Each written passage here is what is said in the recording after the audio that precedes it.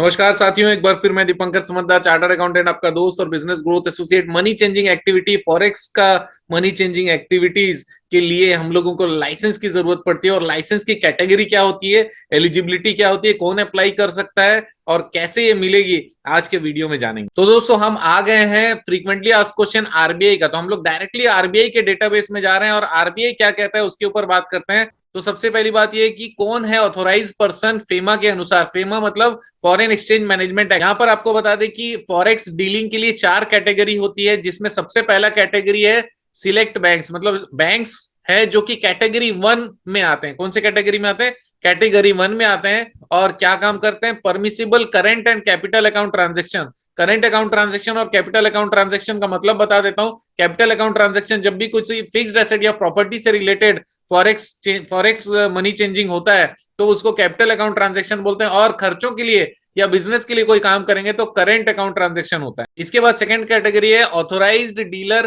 Category number 2। ये भी selected entities को मिलता है। और ये क्या काम करते हैं? To carry out specified non trade related current account transaction. इसका मतलब इससे पहले आप देखेंगे current account transaction, permissible current account and capital account बोला था। आप सेकंड कैटेगरी में बोल रहे हैं स्पेसिफाइड। और इसके अलावा फुल फ्लेज्ड मनी चेंजर मतलब एफएफएमसी के सारे काम कर सकता है। और इसके अलावा अगर कोई काम आरबीआई ने डिसाइड किया है तो फिर उसका काम को वो कर सकता है। तीसरा है ऑथोराइज्ड डीलर, कैटेगरी नंबर 3। ये क्या काम कर सकता है? To carry out specified foreign exchange transaction incidental to their business activities. इसका मतलब केवल अपने व्यापार से संबंधित ही फॉरेन एक्सचेंज ट्रांजेक्शन कर सकता है। ये कौन सा कैटेगरी? Category number 3। अब मैं बात करने वाला हूं कैटेगरी नंबर 4, जो कि एफएफएमसी लाइसेंस है, जिसके बारे में आज का वीडियो है। कि ये select registered companies, specific registered companies हैं जो कि एफएफएमसी का काम करते हैं। और क्या करते हैं? ये ट्रेडिंग करते हैं। कुल मिला के undertake purchase of foreign exchange, foreign exchange खरीदते हैं और फॉरेन एक्सचेंज सेल कर देते हैं। किस पर्पस के लिए? स्पेसिफाइड पर्पस के लिए, जैसे private and business travel abroad या फिर कोई और ट्रांजेक्शन जो वो करना चाहते हैं। कुल मिलाकर ट्रैवलिंग यहाँ पर बहुत बड़ा फैक्टर है। इसके अलावा पढ़ाई भी हो सकता है। तो प्राइवेट और बिजनेस ट्रैवल अब्रॉड जैसे और दूसरे बहुत सारे स्पेसिफाइड पर्पसेस हैं, वो सारे स्पेसिफाइड पर्पस को कवर करता है, राइट। तो what is the objective behind allowing FFMC to do business? ऐसा एफएफएमसी का लाइसेंस दे क्यों रही है आरबीआई? ताकि हर कोई इजीली फॉरेन एक्सचेंज की फैसिलिटी रिसीव कर सके। ऑल ओवर इंडिया में टूरिस्ट लोग कहीं पर भी आएंगे जाएंगे तो वहां पर फॉरेन एक्सचेंज की फैसिलिटी होगी। आपने अगर कभी फॉरेन में ट्रेवल किया तो आप देखेंगे कि हर छोटे छोटे दुकान तक में वो मनी एक्सचेंज करते रहते हैं, क्योंकि उनको लाइसेंस दिया गया ताकि टूरिस्ट परेशान ना हो कि जाऊं कहां से एक्सचेंज करूं, और उनको लॉस नहीं होना चाहिए। अगर ज्यादा सेंटर्स होंगे जहां पर फॉरेन एक्सचेंज होता है, फॉरेक्स चेंज कर सकते हैं, तो उस केस में उनको सुविधा हो जाएगी। तो उनकी सुविधा बढ़ाने के लिए एफएफएमसी का लाइसेंस है, राइट। आपको लाइसेंस जरूरी है। और सेक्शन 10 ऑफ फेमा मतलब फॉरेन एक्सचेंज मैनेजमेंट एक्ट 1999 के अनुसार आपको जरूरी है। और ये कहा जाता है कि no person shall carry on money changing business without the position of a valid licence issued by RBI. बिना आरबीआई के लाइसेंस पे कोई धंधा नहीं करेगा। लेकिन अब ये धंधा कौन कर सकता है और कौन नहीं कर सकता? तो एफएफएमसी का लाइसेंस के लिए कौन अप्लाई करेगा? तो उसके लिए एक सिंपल कंडीशन है कि एप्लीकेंट कंपनी होना चाहिए जो कि रजिस्टर्ड रहेगा। कंपनीज एक्ट 1956 तो पुराने हो चुके हैं, अभी नए में होगा तो कंपनीज एक्ट 2013 के अनुसार रजिस्ट्रेशन होने वाला है। लेकिन उसका मिनिमम नेट ओन्ड फंड कितना होना चाहिए? 25 लाख होना चाहिए अगर वो सिंगल ब्रांच के लिए अप्लाई कर रहा है। एक बार वापस से बता दूं, ये इंपॉर्टेंट जगह है। 25 लाख रुपए होगा अगर वो सिंगल ब्रांच के लिए अप्लाई कर रहा है। लेकिन मैं आपको सजेस्ट करता हूं कि हमेशा उससे ज्यादा का कैपिटल का वैलिडिटी दिखाइए। हो सके तो 30 लाख रुपए दिखाने का कोशिश करिए।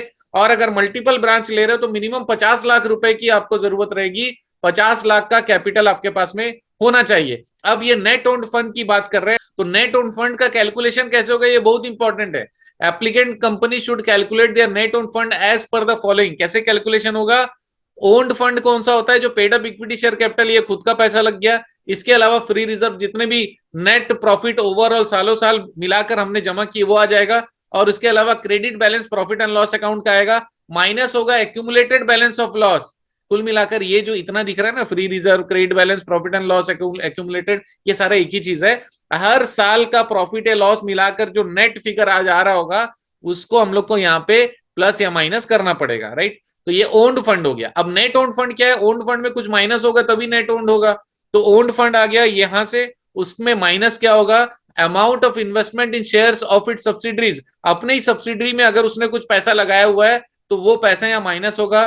Companies in the same group जो कंपनी है NBFC, and also book value of debentures, अपनी ग्रुप की कंपनी का जो अमाउंट है जो बैलेंस शीट में आपने दिखाया वो माइनस होगा, वैल्यू ऑफ डिवेंचर माइनस होगा, बॉन्ड माइनस होगा, आउटस्टैंडिंग लोन्स अगर कुछ है माइनस होगा, and advances made to and deposit with subsidiaries, कोई भी एडवांसेस या डिपॉजिट सब्सिडरीज में तो वो माइनस हो जाएगा, and companies in the same group की companies in excess of 10% of the owned fund, अगर सेम ग्रुप में कोई कंपनी है जो कि ओन्ड फंड के 10% से ज्यादा है उसको भी माइनस करना पड़ेगा। इसका मतलब ओन्ड फंड में बहुत सारी चीजें माइनस करने के बाद जो आएगा वो नेट ओन फंड आएगा। और मैं बताऊं ये सारी चीजें नॉर्मली किसी के बैलेंस शीट में होती नहीं है, बड़ी बड़ी कंपनीज में खाली होती है। तो इसका मतलब ये कि ओन्ड फंड में ही काम बन जाता है, कम ही चीजों को माइनस करना पड़ता है, आप आराम से अपने ओन्ड फंड के बेसिस पे आगे अप्लाई कर सकते हो। अगर आपको लगता है कि आपको जरूरत है हेल्प की लाइसेंस लेने की तो आप हमसे संपर्क कर सकते हैं। आप जानते हैं मेरा मिशन है हमेशा आप लोगों की मदद करना और समय पर सारी जानकारी देना। तो बने रहेगा मेरे साथ, वीडियो को शेयर जरूर करिएगा। आपका दिन जबरदस्त और शुभ हो।